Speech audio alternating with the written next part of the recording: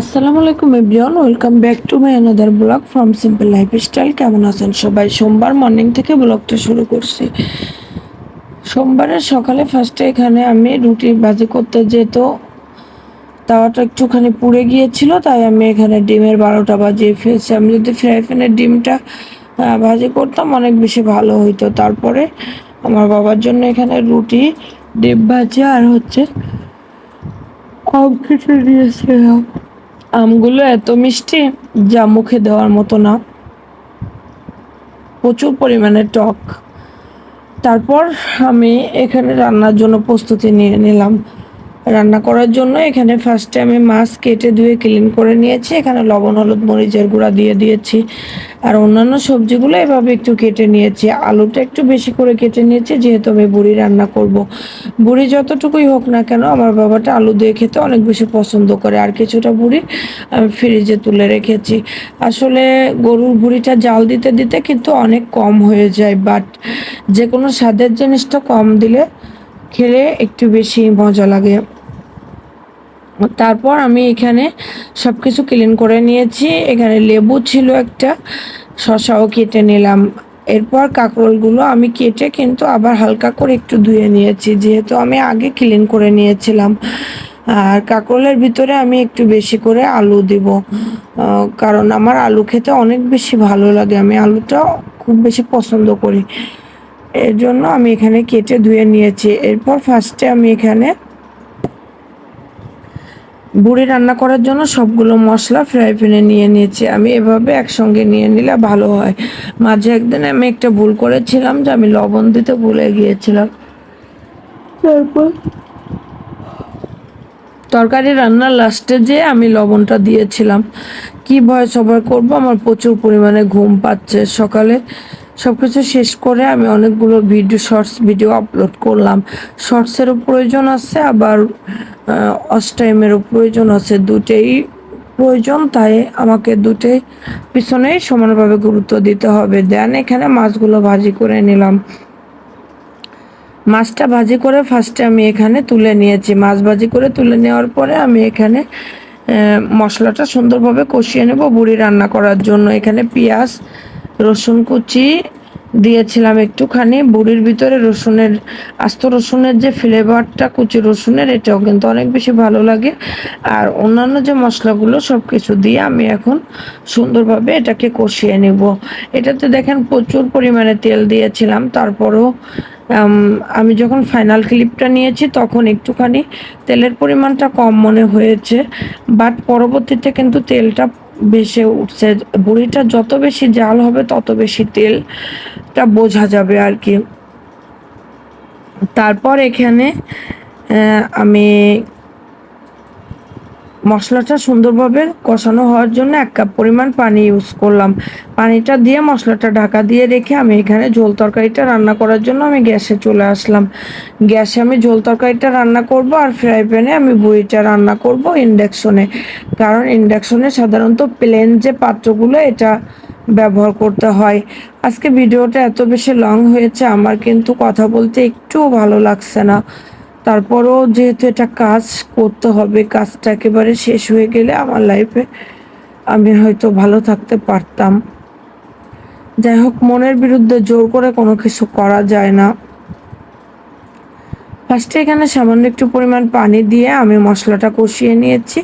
এখন এই পর্যায়ে এখানে সবজিটা দিয়ে দিব। কাঁকরোল সবজিটা তো আমি ঝোল বলেন, ভাজি বলেন, যেভাবেই বলেন সেভাবে খেতে আমার কাছে অনেক বেশি মজা লাগে। তবে কাঁকরোলের যে বিচিগুলো আছে, দানাগুলো, এগুলা খেতে আমার কাছে অনেক বেশি মজা লাগে, বাট আমার বাবাটা পছন্দ করে না। ওকে খেতে দিলে আমাকে বিচিটা ফেলে দিয়ে তারপরে দিতে হয়। তবে গতকালকে সে তার বুড়ির তরকারি পেয়েছে, সে কিন্তু অন্য কোনো তরকারি খায় নাই। এর জন্য আজকে কিন্তু তরকারি রয়ে গিয়েছে। আজকে বেশি একটা কিছু রান্না আমাকে করতে হবে না। দেখি সিম্পলের ভিতরে যেটা পারি সেটা করার চেষ্টা করব। এই তরকারিটা এখনো আছে, বুড়ির তরকারি আছে, এর জন্য ভাবছি আজকে অল্প করে কিছু একটা করার চেষ্টা করব। তারপরে মশলার সঙ্গে কিছুটা সবজি কষিয়ে নিয়ে আমি এখানে 1 কাপ পরিমাণ পানি দিয়ে দিয়েছি আর মাছগুলো দিয়ে দিলাম। যেন মাছটা যদিও আমি ভেজে নিয়েছি, ভেজে নেওয়া মাছ অনেকে নামানোর আগে ইউজ করে, বাট আমি এভাবে ইউজ করতে পছন্দ করি একটুখানি সবজির সঙ্গে কষানোর জন্য। তারপরে আমি চলে আসলাম এখানে যে 1 কাপ পরিমাণ পানি দিয়ে মশলাটা কষাতে দিয়ে গিয়েছিলাম, সেই মশলাটার কাছে দেখেন পেঁয়াজগুলো কত সুন্দর গলে গিয়েছে এবং মশলা থেকে তেল ছেড়ে আসছে। যখন দেখবেন মশলা থেকে তেল ছেড়ে আসছে তখন বুঝবেন যে আপনার মশলা কষানোটা পারফেক্ট হয়েছে। যে কোনো রান্না আপনার কমপ্লিট হয়েছে কিনা, পারফেক্ট হয়েছে কিনা সেটা বোঝার জন্য অনেকগুলো অপশন রয়েছে। যেমন আপনি যদি যে কোনো মাছের তরকারি রান্না করেন, যদি দেখেন যে মাছগুলো ঝোলের উপরে ভেসে আসছে তখন বুঝবেন যে আপনার তরকারিটা কমপ্লিট হয়ে গিয়েছে।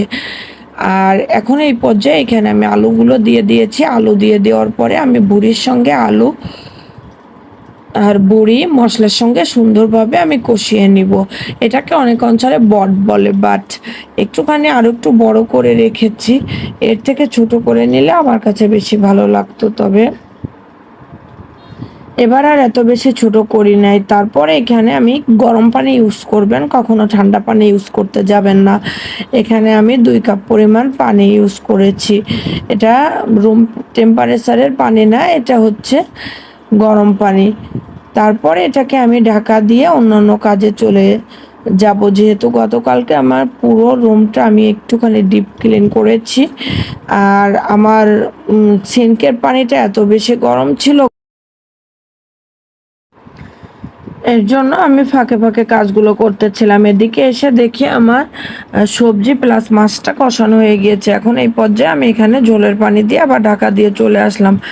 তারপর কিছু জাম এনেছিল আমার বাবাটা, কিছু সময়ের জন্য বাইরে গিয়েছিল, আমি জামটা ক্লিন করে নিয়েছি। দেন এইখানে আমি আবার বুড়িটা চেক করতে চলে আসলাম এটার কি অবস্থা। এসে দেখি এটাতে জাল উঠে গিয়েছে, প্লাস এটা সুন্দরভাবে কুক হচ্ছে। এই পর্যায়ে একটা জিনিস খেয়াল রাখবেন, বুড়ি যেহেতু একটুখানি হার্ড তরকারি, সেহেতু এই পর্যায়ে খেয়াল রাখবেন যে এটা যেন আপনার অনেকক্ষণ ধরে না হয়, মানে খুব বেশি হাই টেম্পারেচারে যেন ইন্ডাকশনটা না থাকে। 800 থেকে 1000-এর ভিতর রান্নাটা করার চেষ্টা করবেন। দেন এখানে আমার ঝোল তরকারিটা কমপ্লিট হয়ে গিয়েছে। এটা পাতলা ঝোলের এই তরকারিটা খেয়ে কিন্তু আমার অনেক বেশি ভালো লেগেছিল, যেহেতু অনেক দিন প্রায় 3-4 দিন পরে একটু পাতলা ঝোলের তরকারি দেখতে পেলাম। আর আমি সাধারণত এই ধরনের তরকারি খেতে পছন্দ করি। দেন এইখানে আমি বুড়িটা আমার প্রায় কষানো হয়ে গিয়েছে, দেখেন পানিটা শুকিয়ে গিয়েছে। এই পর্যায়ে একটুখানি ফ্লেভারের জন্য আমি 2টা কাঁচামরিচ অ্যাড করেছি। কাঁচামরিচগুলো মাশাআল্লাহ অনেক বেশি সুন্দর হয়েছে, একটা মরিচও পাকে নাই। এভাবে একটু ভালো দেখে মরিচ কিনতে পারলে অনেক দিন ভালো থাকে। আর গায়ে সবুজ রং যে মরিচগুলো, এগুলো আসলে অনেক খারাপ। আমার মনে হয় সবচেয়ে বাজে মরিচ এইগুলা। আমার প্রায় হাফ কেজি মরিচ ফেলে দিতে হয়েছিল, বাট এই মরিচটা অনেক বেশি ভালো হয়েছে। 1 কেজি আনলে ভালো হতো, আমি তো বুঝতে পারিনি যে এত বেশি ভালো হবে। আর এই ভালো মরিচগুলো সাধারণত সবসময় পাওয়া যায় না। আমি যেহেতু কালামেদা গিয়েছিলাম, আমি সেখান থেকে নিয়ে আসছিলাম।